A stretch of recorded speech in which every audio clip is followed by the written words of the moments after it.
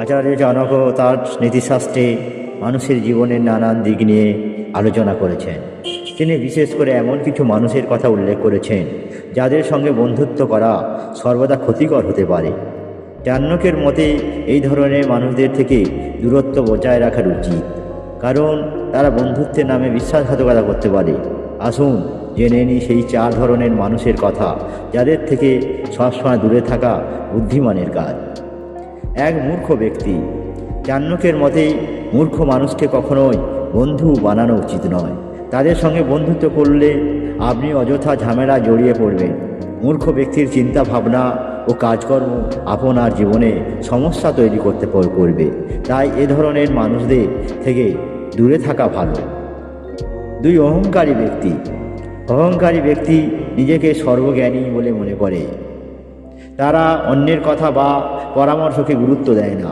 এমন ব্যক্তির সঙ্গে বন্ধুত্ব করলে আপনি বারবার অপমানিত হবেন এবং মানসিক শান্তি হারাবেন। তাই অহংকারী ব্যক্তিদের থেকে দূরত্ব বজায় রাখা উচিত। 3. লোভী ব্যক্তি। লোভী মানুষ কখনোই প্রকৃত বন্ধু হতে পারে না।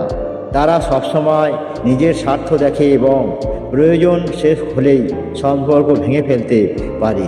এ ধরনের মানুষ বিশ্বাসযোগ্য নয়। তাদের সঙ্গে বন্ধুত্ব করা আপনার জন্য বিপদ ডেকে আনতে পারে। 4. খারাপ চরিত্রের ব্যক্তি। খারাপ চরিত্রের মানুষদের সঙ্গে বন্ধুত্ব করা অত্যন্ত বিপজ্জনক। তারা সাপের চেয়েও ভয়ঙ্কর। এ ধরনের ব্যক্তিরা যে কোনো সময় আপনাকে প্রতারণা করতে পারে এবং আপনার জীবনে বিষ ঢেলে দিতে পারে। আচার্য চাণক্যের এই নীতি আমাদের সতর্ক করে দেয় যে কার সঙ্গে বন্ধুত্ব করা উচিত আর কার সঙ্গে নয়। তাই জীবনে সঠিক বন্ধু বেছে নেওয়া অত্যন্ত গুরুত্বপূর্ণ।